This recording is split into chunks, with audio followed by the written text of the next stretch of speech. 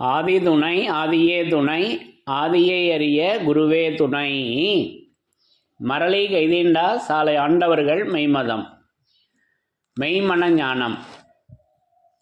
கற்றவர் தொழ தங்கும் பூங்கரை காவி ஏறும் பூம்பட்டணம் குற்றமேதுமில் குறிஞ்சி நன்னிலம் குணம் குடி கொண்டு அங்கு ஏறவே.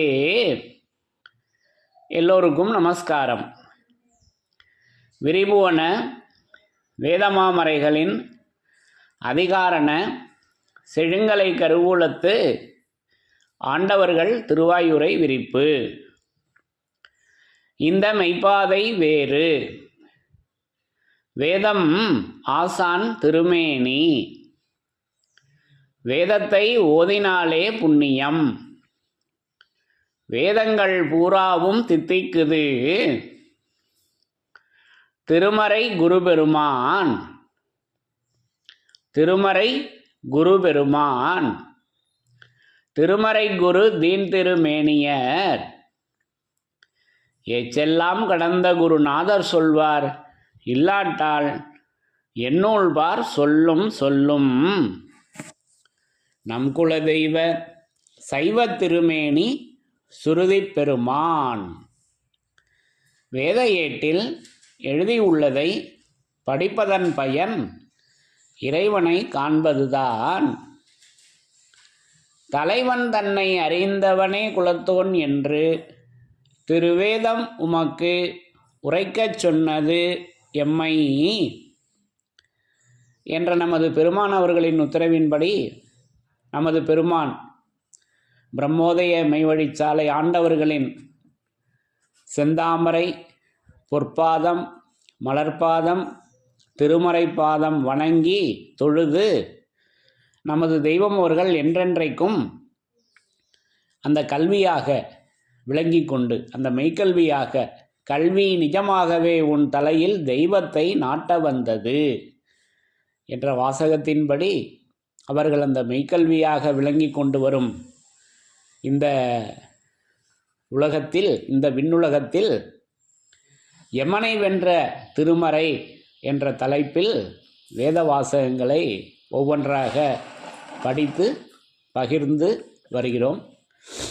அப்போது இன்றைக்கு இந்த பதிவிற்காக நான் எடுத்துக்கொண்ட பகுதியானது நம்முடைய வேதத்தாய் மான்மியம், ஆதி மான்மியம், வேதத்தாய் மான்மியம், அருள் அடைபடுத்து தேவ எழிலோங்கி வளரும் மான்மியம், அருள் அடைபடுத்து வேத எழிலோங்கி வளர்ந்த மான்மியம், கான்முளையாகிய ஆதிக்கு முன் ஆதியாக இருந்து எடுத்து எழுதி வருகின்ற தவ ஆதீன மான்மியம், அங்கனம் எழும்பித் ததும்பி நின்றதானது இங்கனம் இத்தெய்வீக மான்மியம், பூமி அடங்கலுக்கும் ஓதும் புராதன மான்மியம், செஞ்சீரேறி ஓடி வருகின்ற அந்த மான்மியத்திலிருந்து ஒரு பகுதியினை நான் எடுத்துக்கொண்டேன்.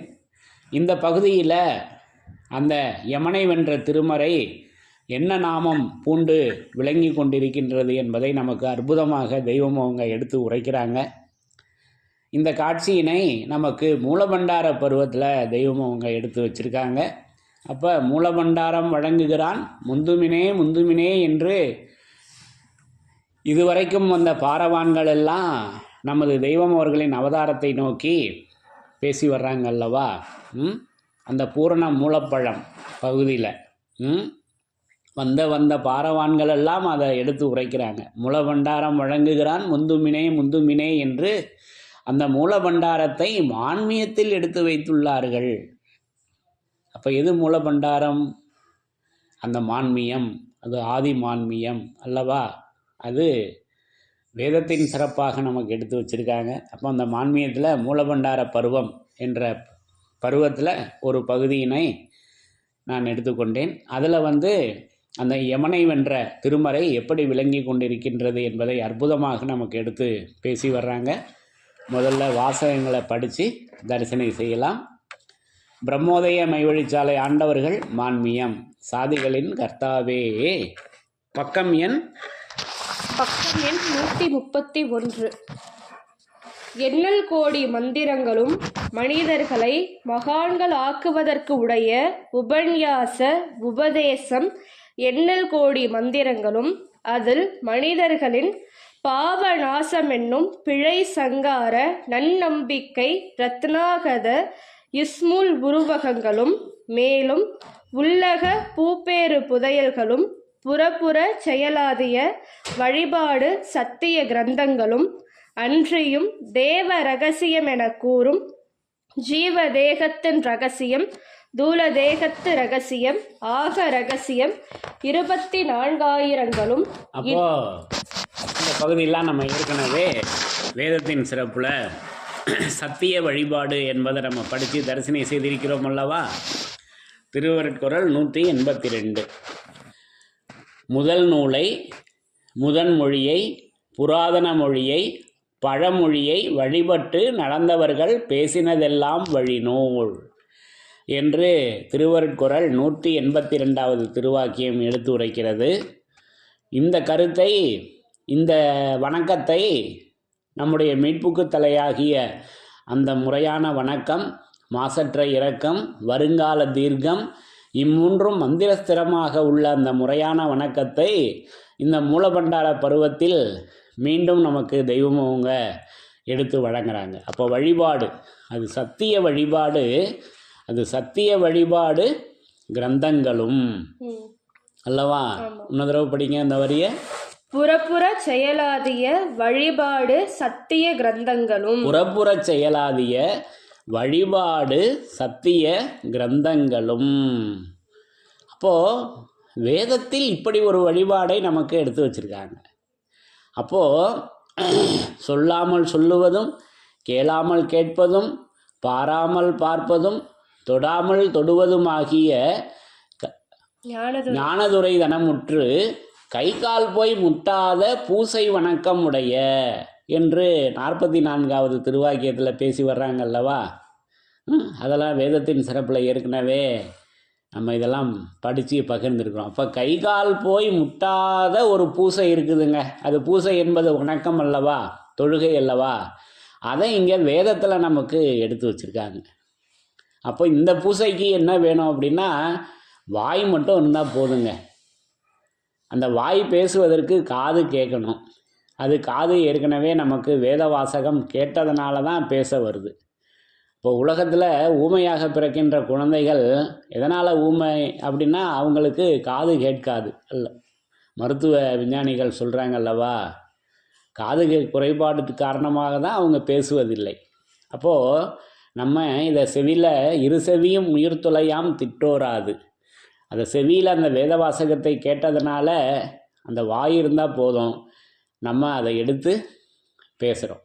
அப்போ ஒன்றான ஐமணியாம் பொதிகை பூட்டி உலகவர்க்கே சந்தமதில் எடுத்தே நீங்கள் இன்றுலகோர் வாக்கு மன மலம்பொழிய எடுத்து உரை செய் என்னும் பணியை சிரமேற்தாங்கி. அப்போ அந்த உரை செய்கின்ற பணிக்கு வாய் வேணுமே. அதற்கு வாசகத்தை நமக்கு தேறிய பெருங்குடியன் என்றே என்னை தேங்காமல் சொல்லுவதற்கே நூலும் சொன்னேன் என்று வாசகத்தை வேத நூலில் வழங்கிட்டாங்க. அதை எடுத்து சொல்லுவதற்கு துணை கருவியாகத்தான் நாம் இருக்கிறோம். நல்லா கவனம் தேவை.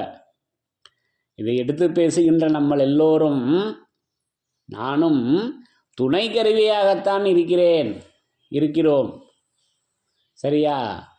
அப்போ அந்த வழிபாடு அது சத்திய வழிபாடு, அது கிரந்தமாக விளங்கி கொண்டிருக்கின்றது. படிங்க. இன்னும் யதார்த்த மெய்நிலை திட்டவட்டமான இணையற்ற சந்திப்பில் மூச்சனோடு இயங்கும் மூமு வனாகத இரகசிய மந்திர நிலைப்புகளும் மற்றும் நினையா புறத்திலிருந்து எழும்பி வந்து காருண்ய கனிவு கொண்டு ஈட்டும் ரகுமானியாவின் நிகமத்து வரிசைப்பாட்டு வாழ்வின் அழியா நிதியம் அனந்தானந்தம் எண்ணல் கோடிகளும் பின்னும் எப்பாஷை எழுத்தினுக்கும் எட்டி எழுத இயலாததாய் மனிதனுக்கு என்று வைத்திருக்கும் வரம்பற்ற நெடுங்காலம் என்று சொல்லி அடுத்துதான் அந்த யமனற்றது யமனே இல்லாத இடத்த அந்த அருளொரு சிப்பை இங்கே எடுத்து வழங்கி வர்றாங்க. அந்த வாசகத்தை நல்லா கவனமாக படிக்கலாம். வரம்பற்ற நெடுங்காலம் வரம்பற்ற நெடுங்கால யமனற்ற பேராண்மை வைப்பு வச்சிரவர்த்தனை எழுங்கோடி கோடியும் எண்ணாத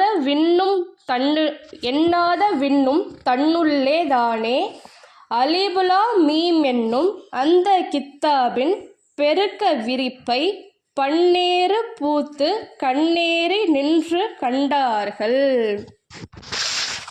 என்று அந்த பகுதியினை தெய்வம் அவங்க நிறைவு செய்கிறாங்க. அப்போது என்றும் அழியாத வேத வாசகம், சத்திய வழிபாடு என்ற வேதத்தின் சிறப்புகள், அழியாதது எல்லா பகுதியும் இங்கே வருது அல்லவா? அழியா நிதியம் அனந்தானந்தம் எண்ணில் கோடிகளும் என்ற வாசகங்கள்லாம் சாட்சி சொல்லுகின்ற பகுதியாக இன்னும் நிறைய ரகசியங்களை இந்த பகுதியானது வெளியாக்கி இருக்கிறது. இப்போ இன்றைக்கு இந்த பகுதியிலிருந்து நான் திருடி கொண்டது அந்த யமனை வென்ற திருமறை, அது எப்படி இருக்கிறது என்பதற்காக இந்த ஒரு வாசகத்தை மட்டும்தான் திருடிக்கிட்டேன். இது இன்னும் பல தலைப்புகளுக்கு இந்த பகுதி சான்றாக நம்மளிடையே பேசப்போகுது. அப்போ இன்றைக்கு எடுத்துக்கொண்டது அந்த யமனற்றது, யமன் இல்லாத இடம். யமன் இல்லாத இடம் எங்கே இருக்குதுன்னா அது வரம்பற்ற நெடுங்காலம், அது யமனற்ற பேராண்மை. அப்போ யமனற்றது பேராண்மைங்க அங்கே இருக்குது. அந்த பேராண்மை யார்? நமது தெய்வம் அவர்கள், பிரம்மோதய மெய்வழி சாலை ஆண்டவர்கள். அப்போ இறைவன் ஒருவனுக்குத்தான் நான் என்கிற ஆண்மை உண்டு. திருமஞான குரலில் படிச்சிருக்கோம் அல்லவா? அது பேராண்மை. அந்த ஆண்மை யாருக்கு இருக்கு? தெய்வம் அவர்களுக்கு மட்டும்தான் உண்டு. நம்ம எல்லோருமே, மற்ற எல்லோருமே பெண்கள், ஆணாக இருந்தாலும் பெண்களே. அப்போ அந்த ஆண்மை அவர்களிடம் தானே இருக்கிறது. இது மறுபிறப்பில் ஆக்கக்கூடிய ஆண்மை. நம்ம நினச்சிக்கிட்டு இருக்க இந்த உடலில் இருக்க ஆண்மை அல்ல, இதை பேசி வரலை. அவங்க நம்மளை அந்த இங்கு வேதமணி சூழில் நீ மறுபிறப்பு அடைந்து 6வது அறிவை பெற்றிருக்கின்றாய். அப்போ அந்த மறுபிறப்பில் அந்த சூழில் அவங்க பெற்றெடுக்கிறாங்க அல்லவா, அந்த ஆண்மையாக இப்படி நமக்கு அதை பரிசுத்தமாக எடுத்து வச்சுருக்காங்க. அதனால தான் அடல் நாற்றத்தை பரிசுத்த இந்திரியமாக மாற்றிக்கொண்டவர்கள் முழுக்க விளக்கில்லாதவர்களாக ஆகின்றார்கள். திருமஞான குரல் 5வது திருவாக்கியம். என்கிட்ட இருப்பது அடல் நாற்றம், இறைவனிடத்தில் இருப்பது, நமது தெய்வம் அவர்களிடம் இருப்பது அது பரிசுத்த இந்திரியம், அது பரிசுத்த ஆவியாக இருக்குது. அது அவர்களுடைய ஆளவாயிலிருந்து வெளியாகிறது. இப்போ இது வித்தியாசம் தெரியணும் அல்லவா? ஆக இப்படியெல்லாம் அதை எடுத்து சொல்லி அது பேராண்மை, அது யமனற்ற பேராண்மையாக அது விளங்கி கொண்டிருக்கிறது. அந்த பேராண்மையில் யமனுக்கு ஜோலி இருக்கா? இப்போ நேற்றுக்கு நம்ம படித்து தரிசனம் செய்தோம். நம்மளை யமன் கொலை செய்கிறான். அந்த யமனை யார் கொலை செய்கிறா? நமது தெய்வம் அவர்கள் கொலை செய்கிறாங்க. இந்த இடத்துல யமனே இல்லை, அவனை அடித்து மூடி சமாதி கட்டிட்டாங்க தெய்வம் அவங்க யமனை. யமனற்ற பேராண்மை. அப்போ அந்த ஆண்மையை நம்ம எடுத்து நம்ம நினைவில் பதிச்சுக்கிட்டோம்னாக்கா நம்ம இடத்துல யமன் வருவானா? அப்போது யமனை இப்போ தெய்வம் அவங்க சொல்லுவாங்கல்லவா சாலை தமிழில், அந்த யமனையா அவனை தூக்கி காலை பலகாரத்துக்கு போடு. அது எப்படி செயல் நிரூபணையில் ஆக்குறாங்கன்னா அந்த பேராண்மையை எடுத்து வைத்து கொண்டால் அது நடக்கும். பேராண்மை இல்லாமல் அந்த வாசகத்தை சொன்னால் அது பலிக்குமா? பலிக்காது. அப்போ அந்த பேராண்மை அது ஆண்மையாக அது அவர்கள் விளங்கி கொண்டிருக்கிறார்கள். அப்போ பேராண்மை. இப்போ பேராண்மை என்றால் என்ன? நிறைய நம்முடைய மான்மியத்துங்களில் நம்முடைய வேதமாமறைகளில் பேசி வர்றாங்க. நான் தரிசித்த ஒரு பகுதியினை உங்களோட இப்போ இதில் பகிர்ந்துக்கிறேன். அப்போ இதை பற்றி நம்முடைய ஆதிமான்மியம் ஜீவசிம்மாசன பருவத்தில் அந்த பேராண்மையை பற்றி பேசி வர்றாங்க. அவங்க அங்கே தான் ஏறி நிற்கிறாங்க, ஏறி நின்று கொண்டு இருக்கின்றார்கள். உலக மக்கள் அனைவரும் தரிசனம் செய்வதற்காக அந்த பேராண்மையில் ஏறி நின்று கொண்டிருக்கின்றார்கள். அப்போ அந்த வாசகத்தை தரிசனம் செய்யலாமா? அப்போது இதே ஜீவசிம்மாசன பருவம் பக்கம் எண் 288. பக்கம் எண் 288வது பக்கத்தில் மேலே வருது. தாங்கள் ஏறி நிற்கும் ஜீவசிம்மாசன பேராண்மை. பாருங்க, அந்த பேராண்மை எப்படி இருக்குது? ஜீவசிம்மாசனமாக விளங்கி கொண்டு இருக்குதுங்க. அந்த ஜீவசிம்மாசனத்தில் ஏறி நிற்கிறாங்க, அமர்ந்து கொண்டு இருக்கின்றார்கள். பக்கம் எண் 288. அப்போது தாங்கள் ஏறி நிற்கும் ஜீவசிம்மாசன பேராண்மை. அப்போது அந்த பேராண்மை ஜீவசிம்மாசனமாக இருக்கிறது. அந்த ஜீவசிம்மாசனத்தில் அன்று அவர்கள் தூலத்திருமேனியில் விளங்கி இருந்தப்ப அவங்க அமர்ந்து கொண்டு இருந்தார்கள். இன்றைக்கு நித்திய திருமேனியில் அவங்க அமர்ந்து கொண்டு இருக்கின்றார்கள். வேதமாக நின்று அமர்ந்து கொண்டிருக்கின்றார்கள். அப்போ தாங்கள் ஏறி நிற்கும் ஜீவசிம்மாசன பேராண்மை பிரம்மோதய பெருக்கு. வாசகம் கொடுக்குறாங்க, எப்படி கொடுக்குறாங்க பாருங்கள். தாங்கள் ஏறி நிற்கும் ஜீவசிம்மாசன பேராண்மை பிரம்மோதய பெருக்கென்னும் அரிய செவ்விய லோகோபகார நிறைநீதி வான்செல்வ அருள்வர்ஷிப்பாகிய மெய்வழியின் பாரமார்த்தீக திருவசன பிரசங்கம் என்று அந்த பிரசங்கம் ஆரம்பிக்குது அல்லவா? அந்த ஆரம்பிக்கிற பகுதிக்கு மேலே இந்த வாசகம் வரும். பக்கம் எண் சரியான்னு பார்த்துக்குங்க. அப்போது நம்முடைய ஜீவசிம்மாசன பருவத்தில் அந்த பிரசங்கத்துக்கு ஆரம்பம் மேலே உள்ள வரிகளில் இதை கொடுக்குறாங்க. இடது கை பக்கமாக வரும். அப்போ தாங்கள் ஏறி நிற்கும் ஜீவசிம்மாசன பேராண்மை பிரம்மோதய பெருக்கென்னும் அரிய செவ்விய லோகோபகார நிறைநீதி வான்செல்வ அருள்வர்ஷிப்பாகிய நிறைநீதி வான்செல்வ அருள்வர்ஷிப்பாகிய மெய்வழியின் பாரமார்த்தீக திருவசன பிரசங்கம். அப்போ அந்த பிரசங்கத்திற்கு இவ்வளவு நாமம் கொடுக்குறாங்கங்க. அது பேராண்மை, அது ஜீவசிம்மாசனம். அப்போ ஜீவசிம்மாசனம் ஏற்றி வைக்க வாவென்று அழைத்த என் வாலகுரு அல்லவா? வாவென்று அழைத்த என் வாலகுரு. அப்போது அந்த ஜீவசிம்மாசனம் அதே ஜீவசிம்மாசன பருவத்தில் சொல்லி வர்றாங்க.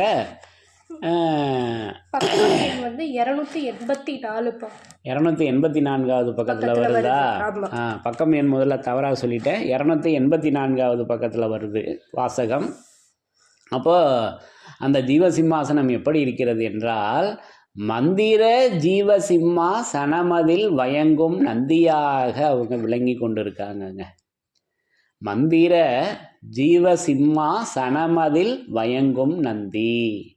அப்போது தாங்கள் ஏறி நிற்கும் ஜீவசிம்மாசன பேராண்மை பிரம்மோதய பெருக்கென்னும் அரிய செவ்விய லோகோபகார நிறைநீதி வான்செல்வ அருள்வர்ஷிப்பாகிய மெய்வழியின் பாரமார்த்தீக திருவசன பிரசங்கம்.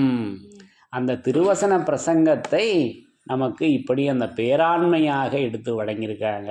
பக்கம் எண் 284. பக்கம் எண் 284 ஆதிமான்மியத்தில் இந்த வாசகம் வருது. அப்போ அந்த பேராண்மை அது யமனற்ற பேராண்மை, வரம்பற்ற நெடுங்காலம் யமனற்ற பேராண்மை. அது வைப்பு. அது வைப்பு என்றால் அது உபதேசம். இதெல்லாம் வேதத்தின் சிறப்பில் நம்ம பேசியிருக்கோம் அல்லவா? அது மறை மௌன வைப்பு. அப்போ அது நமக்கு தோற்றிய அவங்கோடும் சிறு கால்வழியின் பாதை சொல்லார்கள் பெரியோர்கள் மறை மௌன வைப்பு. வேதத்தின் சிறப்பாக படித்து தரிசனம் செய்திருக்கிறோம் அல்லவா? அது மௌன விரிப்பு, மௌன வைப்பு. அது மௌன வைப்பின் வகை விரித்தே என்னை, இதெல்லாம் நம்ம நெடுக பேசியிருக்கோம் அல்லவா? அந்த வைப்பு அது மறை மௌன வைப்பாக இருக்குதுங்க. அது யமனற்ற பேராண்மை வைப்பு. அது தாங்க வஜ்ஜிரம், அதுதாங்க வஜ்ர தேகம். இப்போ வேதமாமரைகளில் திருவாக்கியங்களில் அந்த வைரமணி தேகம், வஜ்ர தேகம், அதற்கான ஒரு வஜ்ர தேகம் உனக்குள்ளே இருக்கிறது. திருவருட்குறள் 30வது திருவாக்கியத்தில் பேசி வருவாங்க அல்லவா? வஜ்ர தேகம்.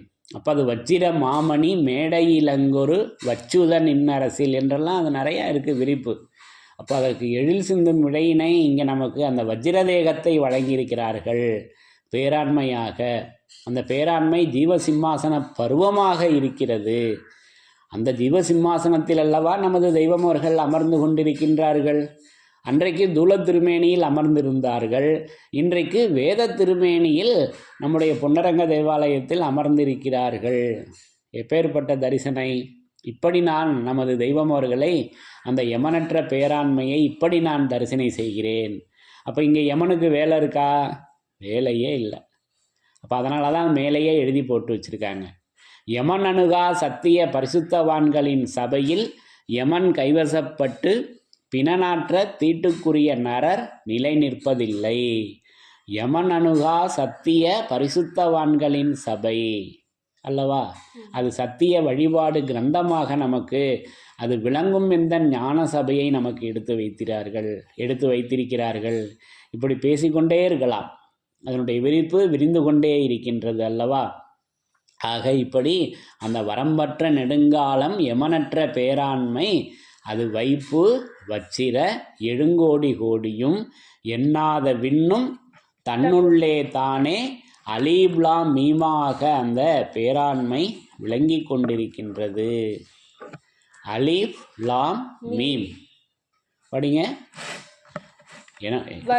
வரம்பற்ற நெடுங்கால யமனற்ற பேராண்மை வைப்பு வச்சிர வர்த்தனை எழுங்கோடி கோடியும் எண்ணாத விண்ணும் தன்னுள்ளே தானே அலிபுலாம் மீம் என்னும் அந்த கித்தாபின்